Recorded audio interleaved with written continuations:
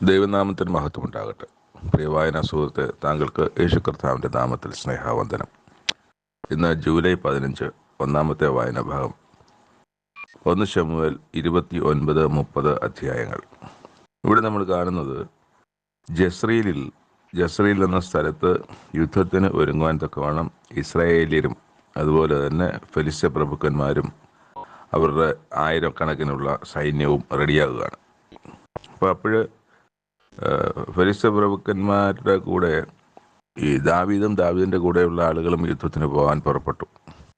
പക്ഷേ കൂടെയുള്ള പ്രഭുക്കന്മാർ അത് ആഖീഷിനെ അതിനെ സമ്മതിച്ചില്ല. ആഖീഷിനോട് പറഞ്ഞു, ഈ ദാവീദ് എങ്ങനെയായിരിക്കും അവൻ്റെ യജമാനെ തൃപ്തിപ്പെടുത്തുക?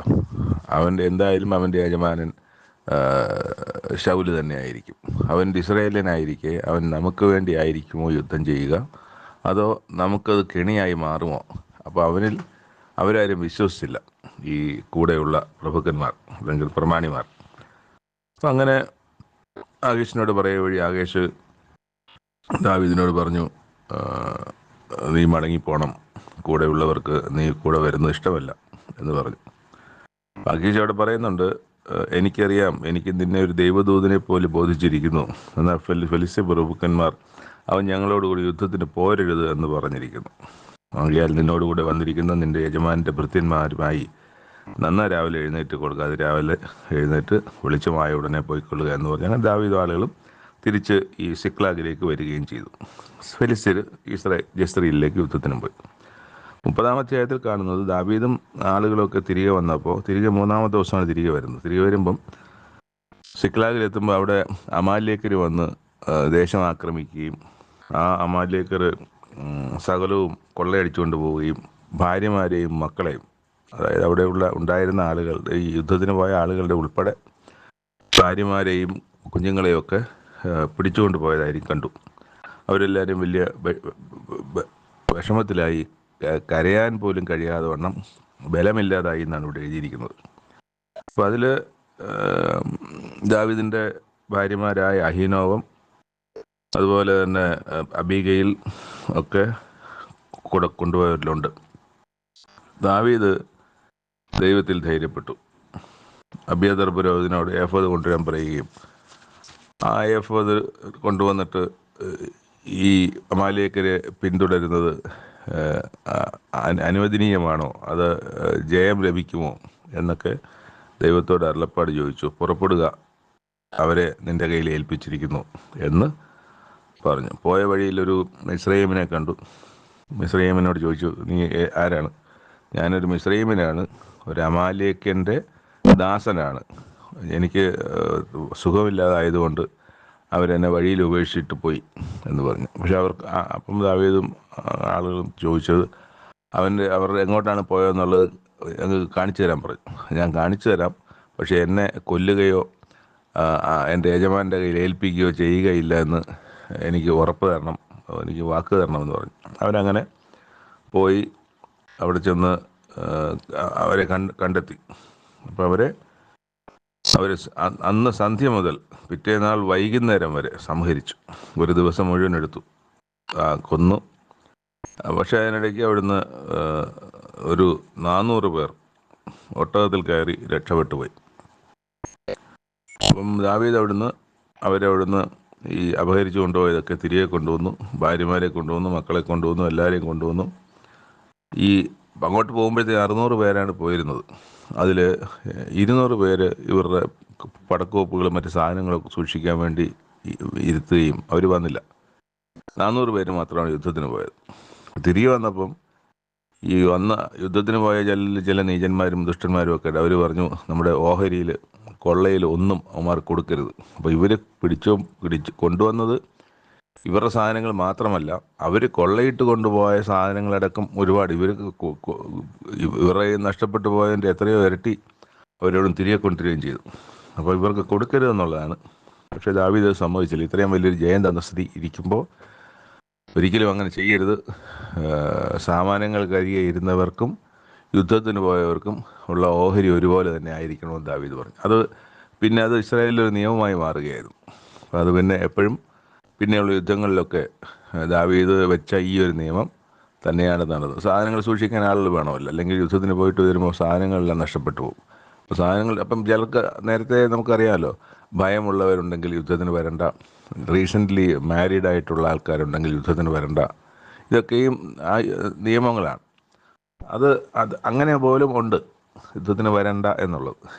ഇവിടെ സാധനങ്ങൾ സൂക്ഷിക്കുന്നവർക്ക് യുദ്ധത്തിന് പുറപ്പെട്ട് വന്നവരൊക്കെയാണ്. അതിൽ സാക്ഷ്യം സാധനം സൂക്ഷിക്കാൻ ഏൽപ്പിക്കുന്നവർക്കും യുദ്ധത്തിന് പോയവർക്കും ഒരേ കൊള്ളയിൽ ഒരേപോലെ തന്നെ അവകാശമുണ്ട് എന്നുള്ള നിയമമാണ് അന്ന് ഒരു നിയമം ചട്ടമായി മാറിയത്. പിന്നെ തിരിച്ചു വന്ന ശേഷം ദാവീദിൻ്റെ സ്നേഹിതന്മാർ, പലയിടത്തുമുള്ള സ്നേഹിതന്മാർ വന്ന വഴിയിലൊക്കെയുള്ള പല സ്നേഹിതന്മാർക്ക് ദാവീദ് ഈ കൊള്ളയിൽ ഒരംശം വീതം കൊടുത്തയച്ചു എന്നും നമ്മളിവിടെ കാണുന്നുണ്ട്. ഇതിൽ ഒരു കാര്യം 17-ാം അധ്യായത്തിൽ 30-17 നേരെ പറഞ്ഞല്ലോ, ഒട്ടകപ്പുറത്ത് കയറി ഓടിച്ചു പോയ 400 ബാല്യക്കാരല്ലാതെ അവരിൽ ഒരുത്തിനും ഒഴിച്ചു പോയില്ലെന്ന്. അപ്പം ഈ 400 ബാല്യക്കാരെ കുറിച്ച് നമുക്ക് ഒരു സൂചന ലഭിക്കുന്നത് 1 ദിനവൃത്താന്തം അതിൻ്റെ 4-ാം അധ്യായത്തിലാണ്. അവിടെ ശിമയോന്യർ അവർക്ക് സ്ഥലം എല്ലാം, അവരുടെ വംശത്തിന് സ്ഥലം അന്വേഷിച്ച് പോകുന്ന വഴിയിൽ അവർ ഒരു 500 പേരുണ്ടായിരുന്നു. 500 പേര് സെയീർ പർവ്വതത്തിലേക്കാണ് യാത്ര പുറപ്പെട്ടത്. അവർ അവിടെ ചെന്നിട്ട് ഈ അമാലേക്യരിൽ ചാടിപ്പോയിരുന്ന ശിഷ്ടജനത്തെ വെട്ടിക്കൊന്നു എന്നാണ് നമ്മൾ വായിക്കുന്നത്. അത് 1 ദിനവൃത്താന്തം 4-ാം അധ്യായത്തിൻ്റെ അവസാന വാക്യമാണ്, 43. അവർ ശിമയോന്യർ 500 പേരോളമുള്ള ശിമയോന്യർ അവർ അമാലേക്യരിൽ ചാടിപ്പോയിരുന്ന ശിഷ്ടജനത്തെ വെട്ടിക്കൊന്ന് ഇന്ന് വരെ അവിടെ പാർക്കുന്നു. അപ്പോൾ ഇവിടെ നമ്മൾ ശ്രദ്ധിക്കേണ്ടത്, ഉൽപ്പത്തി മുതൽ തന്നെ, അല്ലെങ്കിൽ പുറപ്പാട് പുസ്തകത്തിൽ ഇസ്രായേൽ പുറപ്പെട്ടു വരുമ്പം ഒരു കാരണവുമില്ലാതെ അവരെ ആക്രമിക്കുകയും അവർക്ക് വഴി പോകുവാനുള്ള അവസരം നിഷേധിക്കുകയൊക്കെ ചെയ്ത അമാലേക്യരുടെ ഓർമ്മ ഞാൻ ഭൂതലത്തിൽ നിന്ന് മായ്ച്ചു കളയും എന്ന് ദൈവം പറയുന്നുണ്ട്. അതിനാണ് ശൗലിനോട് പറഞ്ഞു വിടുന്നത്. ഈ ശമൂവേലിൻ്റെ പുസ്തകം നമ്മൾ ആദ്യം കാണുന്നുണ്ടല്ലോ, അവിടെയാണല്ലോ ദൈവത്തിന് അനിഷ്ടമായത് ശൗൽ ചെയ്തു എന്ന് പറയുന്നു. എല്ലാത്തിനും നിർമൂലമാക്കണമെന്ന് പറഞ്ഞപ്പോൾ അവിടെ ചെന്ന് നിർമൂലമാക്കാതെ അവിടുന്ന് ആടുകളും മാടുകളും ഒക്കെ മേൽത്തരമായത്, കൊള്ളാവുന്നത്, ബാക്കി എല്ലാത്തിനെയും കൊന്നിട്ട് മേൽത്തരമായത് കൊണ്ടുവന്നു. രാജാവിനെയും കൊല്ലാതെ കൊണ്ടുവന്നു. ഇത് ശൗലിൻ്റെ മേൽ ദൈവ കോപത്തിനിടയായി എന്ന് നമ്മൾ വായിച്ചിട്ടുണ്ട്.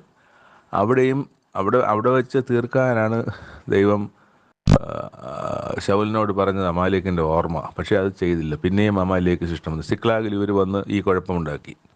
അവിടെയും കുറേ പേരെ ദാവീദ് സംഹരിച്ചു. അവിടെയും 400 പേര് അവിടുന്ന് ചാടിപ്പോയി. ആ 400 പേരെയാണ് ഇപ്പോൾ ഇവിടെ അമാലേക്കിൽ ചാടിപ്പോയി ശിഷ്ടജനത്തിൽ ശിമയോന്യർ 500 പേര് വെട്ടിക്കൊന്നത്. പക്ഷേ ഇതോടുകൂടി അവർ തീർന്നുവെന്നുമാണ് ഞാൻ കരുതുന്നത്. അപ്പോൾ ദൈവം പറഞ്ഞ അമാലേക്കിൻ്റെ ഓർമ്മ, അല്ലെങ്കിൽ അമാലേക്കിൽ ഒരുത്തൻ പോലും ശേഷിക്കാതെ വണ്ണം നശിച്ചു പോകാൻ തക്കവണ്ണമുള്ള പ്രവൃത്തി ഇവിടെ ഈ ഒരു പ്രവൃത്തിയോടെ, ഈ 1 ദിനവൃത്താന്തം 4-ാം അധ്യായത്തിലെ അവസാനത്തിൽ കാണുന്ന ഈ പ്രവൃത്തിയോടുകൂടി അമാലേക്കർ എല്ലാം ഭൂമിയിൽ അവസാനിച്ചു എന്നാണ് കരുതുന്നത്. 2-ാമത്തെ വായനാഭാഗം യിരെമ്യാ പ്രവാചകൻ്റെ പുസ്തകം 5-ാം അധ്യായം. ഇവിടെ ദൈവം ഒരു കാര്യം ചോദിക്കുകയാണ് ഈ യിരെമ്യാ പ്രവാചകനിലൂടെ. യെരൂശലേമിൻ്റെ വീതികളിലെല്ലാം ചുറ്റി നടന്ന് അന്വേഷിക്കുക, അതിൻ്റെ വിശാല സ്ഥലങ്ങളിലെല്ലാം തിരഞ്ഞ് നോക്ക്. ഒരുവനെ കണ്ടുകിട്ടിയാൽ ഞാൻ അതിനോട് ക്ഷമിക്കാം, അതിൻ്റെ കുറ്റങ്ങൾ ക്ഷമിക്കാം. അങ്ങനെ പോകുമ്പം ആരെങ്കിലുമൊക്കെ യഹോവയാണ് ഞാൻ, ദൈവത്തിനാണ് ഞാൻ എന്ന് ആരെങ്കിലും പറഞ്ഞാൽ തന്നെ അവൻ കപടമായിട്ടാണ് പറയുന്നത് എന്നും ദൈവം പറയുന്നുണ്ട്. അപ്പോൾ അവിടെ തന്നെ നീ അവരെ അടിച്ചുവെങ്കിലും അവർ വേദനപ്പെട്ടില്ല, നീ അവരെ ക്ഷയിപ്പിച്ചുവെങ്കിലും അവർക്ക് ബോധം കൈക്കൊള്ളുവാൻ മനസ്സില്ലായിരുന്നു. അവർ തങ്ങളുടെ മുഖം പാറയേക്കാൾ കടുപ്പമാക്കി, മടങ്ങി വരുവാൻ അവർക്ക് മനസ്സില്ല. അതുകൊണ്ട് ഇവർ അല്പന്മാർ, ബുദ്ധിഹീനർ തന്നെ. അവർ യഹോവയുടെ വഴിയും ദൈവത്തിൻ്റെ ന്യായവും അറിയുന്നില്ല എന്ന് പറയാം. അപ്പം ഇവിടെ ചോദിക്കുന്നത്, ന്യായം പ്രവർത്തിക്കുകയും വിശ്വസ്ത കാണിക്കുകയും ചെയ്യുന്ന ഒരുവനില്ല, ഒരുത്തനെ പോലും കാണില്ല. എന്നിട്ടാണ് പറഞ്ഞത്, യെരൂശലേമിൻ്റെ എല്ലാ സ്ഥലങ്ങളും അന്വേഷിച്ച് നോക്കും, ഒരുത്തനെങ്കിലും ഉണ്ടെങ്കിൽ ഞാൻ അതിനോട് ക്ഷമിക്കാമെന്ന് പറയുന്നത്. പക്ഷേ ഇല്ല. അത് കഴിഞ്ഞിട്ട് താഴോട്ട് നമ്മൾ വീണ്ടും വായിച്ചു നോക്കുമ്പം, നിന്റെ മക്കൾ എന്നെ ഉപേക്ഷിച്ചു ദൈവമല്ലാത്തവയെ ചൊല്ലി സത്യം ചെയ്തു വരുന്നു. ഞാൻ അവരെ പോഷിപ്പിച്ച സമയത്ത് അവർ വ്യഭിചാരം ചെയ്യുകയും വേശ്യാഗ്രഹങ്ങളിൽ കൂട്ടമായി ചെല്ലുകയും ചെയ്തു. മറ്റൊരു കാര്യം പറയുന്നു, ഓരോരുത്തൻ താൻ താൻ്റെ കൂട്ടുകാരൻ്റെ ഭാര്യയെ ചിറാലിക്കുന്നു. ഇവ നിമിത്തം ഞാൻ സന്ദർശിക്കാതെ ഇരിക്കുമോ. ആദ്യത്തെ 10 കൽപ്പനകളിൽ വരുന്നതാണ് കൂട്ടുകാരൻ്റെ യാതൊന്നും മോഹിക്കരുത് എന്നുള്ളത്. അത് ബേസിക് ആയിട്ടുള്ള കൽപ്പനകൾ പോലും ഇവിടെ തെറ്റിപ്പോകുന്നു എന്നുള്ളതാണ് കാണുന്നത്. അതുകൊണ്ട് ജനത്തെ സന്ദർശിക്കാതിരിക്കുകയില്ല. ഇസ്രായേൽ ഗ്രഹവും യഹൂദ ഗ്രഹവും എന്നോട് മഹാദ്രോഹം ചെയ്തിരിക്കുന്നു എന്ന് ദൈവം പറയുകയാണ്. അവർ യഹോവയെ നിഷേധിച്ച് പറഞ്ഞത്, അതവനല്ല, നമുക്ക് ദോഷം വരികയില്ല, നാം വാളോ ക്ഷാമമോ കാണുകയില്ല. പ്രവാചകന്മാർ കാറ്റായി തീരും, അവർക്ക് അരുളപ്പാടില്ല, അവർക്ക് അങ്ങനെ ഭവിക്കട്ടെ. അതുകൊണ്ട് സൈന്യങ്ങളുടെ യഹോവ ഇപ്രകാരം അരുളി ചെയ്യുന്നു, നിങ്ങൾ ഈ വാക്ക് പറഞ്ഞതുകൊണ്ട് ഇതാ ഞാൻ നിൻ്റെ വായിൽ എൻ്റെ വചനങ്ങളെ തീയും ഈ ജനത്തെ വിറകുമാക്കും, അതിന് അവർ ഇരയായിത്തീരും. അപ്പം അവരുടെ ശിക്ഷയെ സംബന്ധിച്ച് ദൈവം ഉറപ്പിച്ചിരിക്കുന്നു എന്നുള്ളതാണ് നമ്മളിവിടെ വായിക്കുന്നത്. അന്നാളിൽ ഞാൻ നിങ്ങളെ മുടിച്ചു കളയുകയില്ല എന്ന് യഹോവയുടെ അരുളപ്പാട്. നമ്മുടെ ദൈവമായ യഹോവ ഇവയൊക്കെ നമ്മോട് ചെയ്യുവാൻ സംഗതി എന്തെന്ന് ചോദിക്കുമ്പോൾ നീ അവരോട്, നിങ്ങൾ എന്നെ ഉപേക്ഷിച്ച് നിങ്ങളുടെ ദേശത്ത് അന്യദേവന്മാരെ സേവിച്ചതുപോലെ നിങ്ങൾക്കുള്ളതല്ലാത്ത ദേശത്ത് നിങ്ങൾ അന്യജാതിക്കാരെ സേവിക്കേണ്ടി വരും എന്നുത്തരം പറയണം എന്ന് ദൈവം യിരെമ്യാ പ്രവാചകനോട് പറയാണ്. അപ്പം ഇത് തന്നെയാണ് നമ്മൾ കാണാൻ പോകുന്ന ബാബേൽ പ്രവാസത്തിലേക്ക് പോകുമ്പം. ഇവിടുന്ന് പല പ്രാവശ്യമായിട്ട് ഇവർ നെബൂഖദ്നേസർ രാജാവിൻ്റെ കീഴിൽ ബാബേൽ രാജ്യത്ത്, അത് എത്രയോ ദൂരെയാണ്, കൽദയ ദേശത്താണ്, ഒരുപാട് ദൂരെ, 4000 കിലോമീറ്ററോ അതോ അതിൽ കൂടുതലോ ഒക്കെയുള്ള ഒരു സ്ഥലമാണ് ഈ കൽദയ ദേശം എന്ന് പറഞ്ഞാൽ. അവിടത്തേക്കാണ് ഇവർ പോകേണ്ടി വരുന്നത്. അപ്പം അത്രയും ദൂരം പോയി വീണ്ടും ഒരു 70 വർഷക്കാലം അവിടെ താമസിച്ചിട്ട് വീണ്ടും ഇത്രയും ദൂരം മടങ്ങി വരുന്ന ഒരു ചിത്രം. അപ്പം അത് ദൈവം ഇവിടെ ഉറപ്പിച്ചിട്ടുണ്ട്. അന്യജാതിക്കാരെ സേവിക്കേണ്ടി വരും അന്യദേശത്ത് എന്നുള്ളതും ഇവിടെ പറയുന്നുണ്ട്. യഹൂദയിൽ പ്രസിദ്ധമാക്കേണ്ടതെന്നാൽ, കണ്ണുണ്ടായിട്ടും കാണാതെയും ചെവിയുണ്ടായിട്ടും കേൾക്കാതെയും ഇരിക്കുന്ന മൂഢന്മാരും ബുദ്ധിഹീനരുമായ ജനമേ, ഇത് കേൾപ്പിൻ. നിങ്ങൾ എന്നെ ഭയപ്പെടുകയില്ലയോ, എൻ്റെ സന്നിധിയിൽ വിറയ്ക്കുകയില്ലയോ എന്ന് യഹോവയുടെ അരുളപ്പാട്. ഞാൻ കടലിന് കവിഞ്ഞുകൂടാതെ കൊണ്ട് നിത്യപ്രമാണമായി മണൽ അതിരാക്കി വെച്ചിരിക്കുന്നു. തിരകൾ അലച്ചാലും അത് സാധിക്കുകയില്ല. പക്ഷേ ഈ ജനമോ ശാഠ്യവും മത്സരവും ഉള്ള ഒരു ഹൃദയമുണ്ട്. അവർ ഈ കടൽ കടന്നു വരാതെ വണ്ണം മണൽ തിട്ടകൾ അതിരാക്കി വെച്ചിരിക്കുന്നത് പോലെ ഇവരങ്ങനല്ല. ഇവർക്കും അതിര് വെച്ചിട്ടുണ്ട് ദൈവം. പക്ഷേ ആ അതിരൊക്കെ കടന്ന് ദൈവത്തെ നിഷേധിക്കുകയും ദൈവത്തിൻ്റെ കൽപ്പനകൾ നിഷേധിക്കുകയും അന്യദൈവങ്ങളെ ആരാധിക്കുകയും ഒക്കെ ചെയ്യുന്ന ശാഠ്യവും മത്സരവുമുള്ളൊരു തലമുറയെക്കുറിച്ചാണ് ഇവിടെ ദൈവം തന്നെ പറയും. ദൈവം പോലും പറയുകയാണ് അങ്ങനെ, മനുഷ്യനല്ല. നമ്മുടെ ദൈവമായ യഹോവയെ നാം ഭയപ്പെടുക എന്ന് അവർ ഹൃദയത്തിൽ പറയുന്നില്ല. അതാണ് വീണ്ടും ദൈവം പറയുന്നത്. നിങ്ങളുടെ പാപങ്ങളാൽ ഈ നന്മയ്ക്ക് മുടക്കം വന്നിരിക്കുന്നു. എൻ്റെ ജനത്തിൻ്റെ ഇടയിൽ ദുഷ്ടന്മാരെ കാണുന്നു. അവർ വേടന്മാരെ പോലെ പതിയിരിക്കുന്നു. അവർ കുടുക്ക് വെച്ച് മനുഷ്യരെ പിടിക്കുന്നു. കൂട്ടിൽ പക്ഷി നിറഞ്ഞിരിക്കുന്നത് പോലെ അവരുടെ വീട്ടിൽ വഞ്ചന നിറഞ്ഞിരിക്കുന്നു. അങ്ങനെ അവർ മഹാന്മാരും ധനവാന്മാരുമായി തീർന്നു. അപ്പോൾ ധനവാന്മാരായി തീർന്ന ആളുകൾ അവിടെ പ്രമാണിമാരൊക്കെ ഉണ്ട്. എല്ലാം ദാരിദ്ര്യത്തിലൊന്നുമല്ല, സമൃദ്ധിയൊക്കെ ഉണ്ട്. പക്ഷേ ഇതൊക്കെ അവർക്ക് ലഭിച്ചിരിക്കുന്നത് ഈ പറഞ്ഞ പോലെ വഞ്ചനയും ചതിയും ചൂഷണവും ഒക്കെ ചെയ്തിട്ടാണ് അവർ ഈ ധനവാന്മാരായി തീർന്നിരിക്കുന്നത്. അതുപോലെ ധനവാന്മാർ മാത്രമല്ല, മഹാന്മാരും. അപ്പോൾ ധനമുള്ളതിൻ്റെ മഹാത്മ്യം, അയാൾ വലിയ പ്രമാണി ആയിരിക്കുന്നതൊക്കെ ഈ ധനത്തിൻ്റെ മഹാത്മ്യത്തിലാണ്. ഇവ നിമിത്തം ഞാൻ നിങ്ങളെ സന്ദർശിക്കാതിരിക്കുമോ? ഇങ്ങനെയുള്ള ജാതിയോട് ദൈവമായ ഞാൻ പകരം ചെയ്യാതെ ഇരിക്കുമോ എന്ന് ദൈവം പറയാണ്. അവസാന വാക്യത്തിൽ വരുമ്പോൾ അത് മറ്റൊരു രസകരമായ കാര്യമാണ്. പ്രവാചകന്മാർ വ്യാജമായി പ്രവചിക്കുന്നു. അത് വളരെ രസകരമാണിത്. പ്രവാചകന്മാർ വ്യാജമായി പ്രവചിക്കുന്നു, പുരോഹിതന്മാരും അവരോട് ഒരു കൈയായി നിന്ന് അധികാരം നിർത്തുന്നു. അപ്പോൾ പുരോഹിതന്മാർ വ്യത്യസ്തമായി മാറി നിൽക്കേണ്ടതാണ്. ദൈവത്തിൻ്റെ ആളുകളാണ് പുരോഹിതന്മാർ. പുരോഹിതന്മാരും അവരോട് ഒരു കൈയായി നിന്ന് അധികാരം നടത്തുന്നു. ഏറ്റവും അവസാനത്തെ വാക്യം, എൻ്റെ ജനത്തിനോ അതിഷ്ടമാകുന്നു. എൻ്റെ ജനത്തിനോ അതിഷ്ടമാകുന്നു. അപ്പോൾ ഇതിലിപ്പം ആരെ പറയും? ആരാണ് ഇതിൽ നിന്ന് വേറിട്ട് നിൽക്കുന്നത്? പുരോഹിതനും പ്രവാചകനും ജനവും പ്രമാണിമാരും ധനവാന്മാരും എല്ലാം എല്ലാം സകല മനുഷ്യരും. ദൈവം അതാണ് ആദ്യമേ ചോദിക്കുന്നത്, ഒരുവനെ കണ്ടു കിട്ടുമോ എന്ന് ചോദിക്കുകയാണ്. അപ്പോൾ ഒരുവൻ പോലും ഇല്ല എന്നൊരവസ്ഥയിലാണ് ഇന്ന്. നമുക്കിപ്പം നേരത്തെയൊക്കെ നമ്മൾ സകല ജനവും ഒക്കെയും കുറ്റക്കാരായിരിക്കുമ്പോൾ പോലും ചിലരൊക്കെയെങ്കിലും ദൈവത്തെ പിൻപറ്റുന്നവരുണ്ടാകുമല്ലോ എന്ന് നമുക്കൊരു പ്രതീക്ഷ ഉണ്ട്. അത് നമ്മൾ സംസാരിച്ചിട്ടുമുണ്ട്.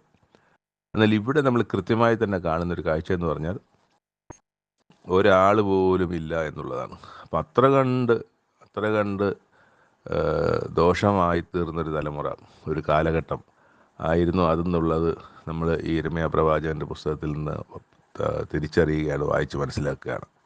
ഇതിൻ്റെ പരിണിത ഫലമാണ് ഇവരനുഭവിക്കാൻ പോകുന്നത്. ഇവർ മടങ്ങി വരാനൊക്കെ ദൈവം ഒരുപാട് അവസരം കൊടുക്കുന്നുണ്ട്.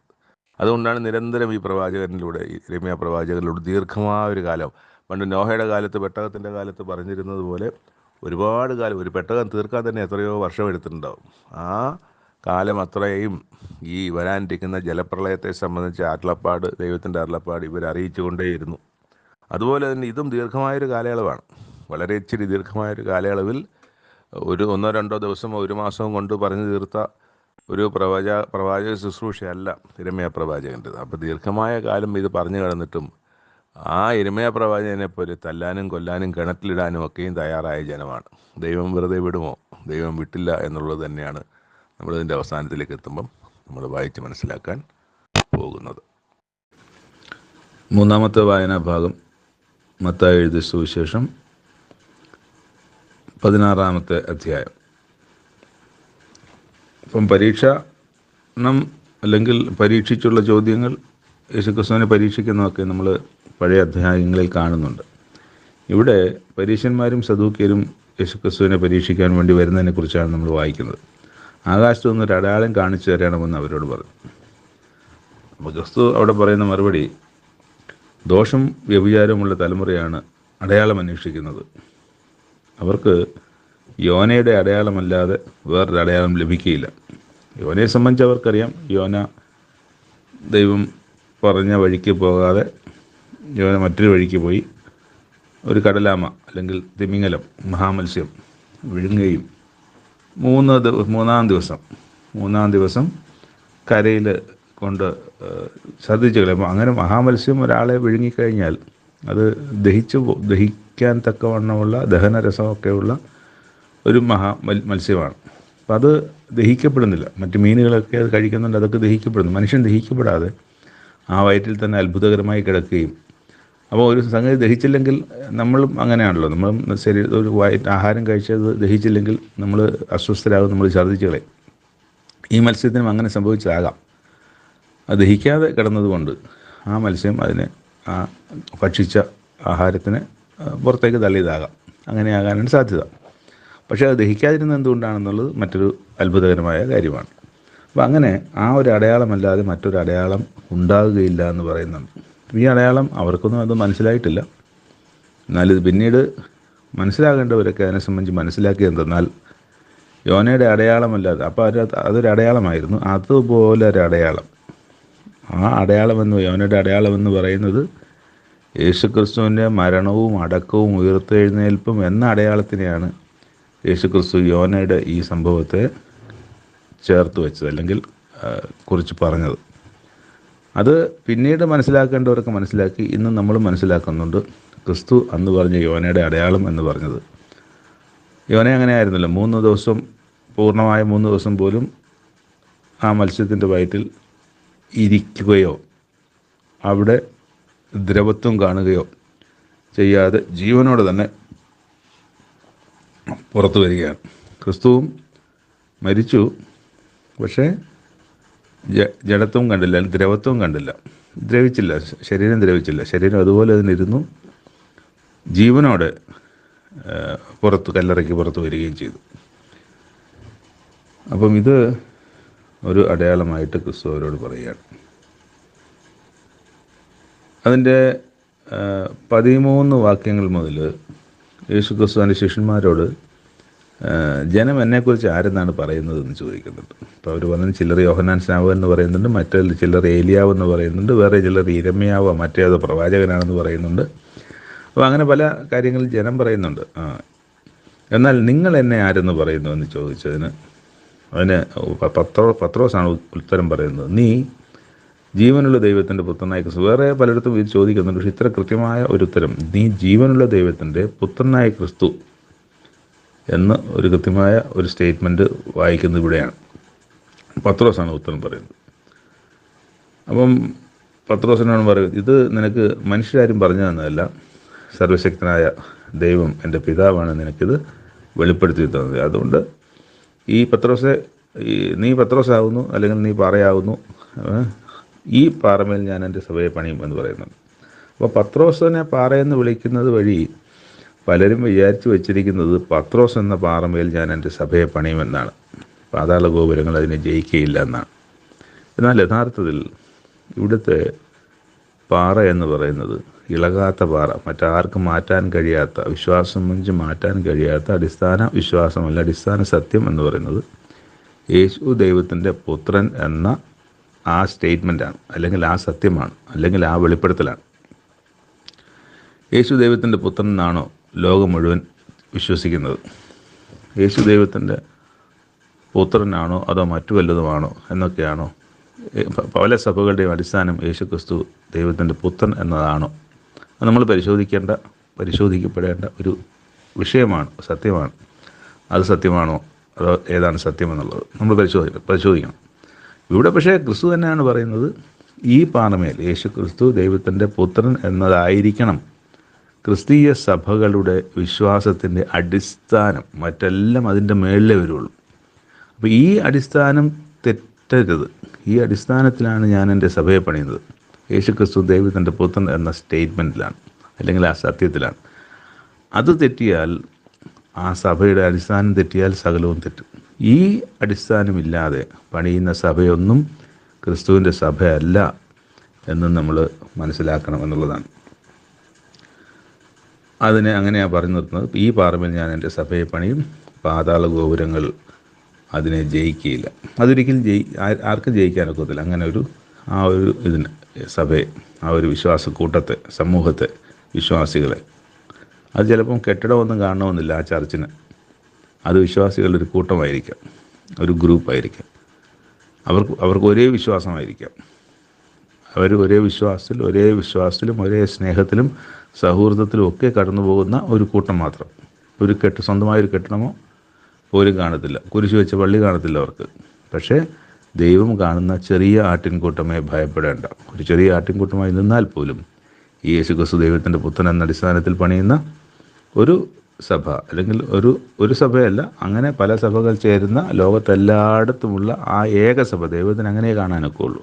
നമുക്ക് നമ്മുടെ ദേശത്തുള്ള നമുക്കറിയാവുന്ന കുറേ ആൾക്കാരുമായി ചേരുന്ന സഭയായിട്ടായിരിക്കും നമ്മളതിനെ കാണുന്നത്. പക്ഷേ ദൈവത്തിന് അങ്ങനെയല്ല. ഈ ഒരേ വിശ്വാസത്തിലുള്ള മനുഷ്യർ എവിടെയൊക്കെ കൂട്ടങ്ങളുണ്ടോ ആ കൂട്ടങ്ങളെല്ലാം ചേർത്ത് ദൈവം ഒരൊറ്റ സഭയായിട്ടായിരിക്കും ദൈവം അതിനെ കാണുന്നത്. പിന്നെ വേറൊരു കാര്യം പറയുന്നത്, അവിടെ ഒരുത്തൻ എൻ്റെ പിന്നാലെ വരുവാൻ ഇച്ഛിച്ചാൽ തന്നെത്താൻ ത്യജിച്ച് തൻ്റെ ക്രൂശെടുത്ത് തന്നെ അനുഗമിക്കട്ടെ. യേശുക്രിസ്തു മറ്റാരുടെയും ക്രൂശല്ല യേശുക്രിസ്തു ചുമന്നത്, യേശുക്രിസ്തുവിൻ്റെ ക്രൂശാണ്. അപ്പോൾ യേശുക്രിസ്തുവിനെ പിന്തുടരുവാൻ ഇച്ഛിക്കുന്നവൻ യേശുക്രിസ്തു ചുമന്നതുപോലെ ഒരു തടിയുടെ മരക്കുരിശു എടുത്തുകൊണ്ട് ചുമക്കുന്ന പല പ്രകടനങ്ങളും നമ്മൾ കാണുന്നുണ്ട്. അതല്ല, മറിച്ച് നിങ്ങളുടേതായ അവനവൻ്റേതായ കുരിശ്, വിശ്വാസ ജീവിതത്തിൽ അവനെ തുടർന്ന് നിൽക്കാൻ അവനെ തടസ്സപ്പെടുത്തുന്നതെല്ലാം കുരിശാണ്. ആ കുരിശുകൾ ആര് ചുമക്കണം? ആ വിശ്വാസി തന്നെ അവൻ്റെ കുരിശുകൾ ചുമക്കണം. കുരിശ് ചുമന്നുകൊണ്ട് തന്നെ അത് ആ കുരിശോടുകൂടി തന്നെ ആണ് നമ്മൾ സഞ്ചരിക്കുന്നത്. നമുക്ക് പല പ്രശ്നങ്ങളുണ്ട്. അതായത് വിശ്വാസ ജീവിതത്തെ നമ്മളെ തടുത്തു നിർത്തുന്ന ഭൗതികവും ആത്മീയവുമായ പല എതിർപ്പുകളും ഉണ്ടാകും, അല്ലെങ്കിൽ പ്രശ്നങ്ങളുണ്ടാകും. അതിനെ കളഞ്ഞിട്ട് ഈ ജീവിതത്തിൽ ഓടാനൊക്കത്തില്ല. അതുകൂടെ ഉള്ളപ്പോൾ തന്നെ വിശ്വസ്തയോടും വിശ്വാസത്തോടും ദൈവത്തോടൊപ്പം നിൽക്കാൻ, ക്രിസ്തുവിനോട് കൂടെ നിൽക്കുവാൻ കഴിഞ്ഞാൽ മാത്രമേ ഇത് ചെയ്തിട്ട് കാര്യമുള്ളൂ. ഒരു മനുഷ്യൻ സർവ്വലോകവും നേടിയിട്ടും തൻ്റെ ജീവനെ നഷ്ടപ്പെടുത്തിയാൽ അവനെന്ത് പ്രയോജനം? അല്ല, തൻ്റെ ജീവനെ വീണ്ടുകൊള്ളുവാൻ മനുഷ്യൻ എന്ത് മറുവില കൊടുക്കാൻ കഴിയും? മനുഷ്യപുത്രൻ തൻ്റെ പിതാവിൻ്റെ മഹത്വത്തിൽ തൻ്റെ ദൂതന്മാരുമായി വരും. അപ്പോൾ അവൻ ഓരോരുത്തരും അവനവൻ്റെ പ്രവൃത്തിക്ക് തക്കവണ്ണം പകരം നൽകും. അത് നമ്മൾ ജീവിച്ചിരിക്കുകയാണെങ്കിൽ അങ്ങനെ, മരിക്കുകയാണെങ്കിൽ അങ്ങനെ. മരിച്ചിട്ടാണെങ്കിൽ ഉയർത്തെഴുന്നേറ്റ് ഈ പറഞ്ഞ പ്രതിഫലം ലഭിക്കും. ജീവിച്ചിരിക്കുകയാണെങ്കിൽ, യോഗ്യരാണെങ്കിൽ ആ സമയത്ത് ജീവിച്ചിരിക്കുന്നവർക്ക്, യോഗ്യരായവർക്കും ഈ പകരം ലഭിക്കും, അല്ലെങ്കിൽ ഈ പ്രതിഫലം ലഭിക്കും. Thank you. എല്ലാവരും ദൈവം അനുഗ്രഹിക്കട്ടെ. ഈ വായന ഒക്കെയും വിവരണങ്ങളൊക്കെ എല്ലാവർക്കും ആത്മീയമായ വർധനവിനെ സഹായിക്കുന്നുവെന്ന് വിശ്വസിക്കുന്നു. ദൈവത്തിന് മഹത്വമുണ്ടാകട്ടെ.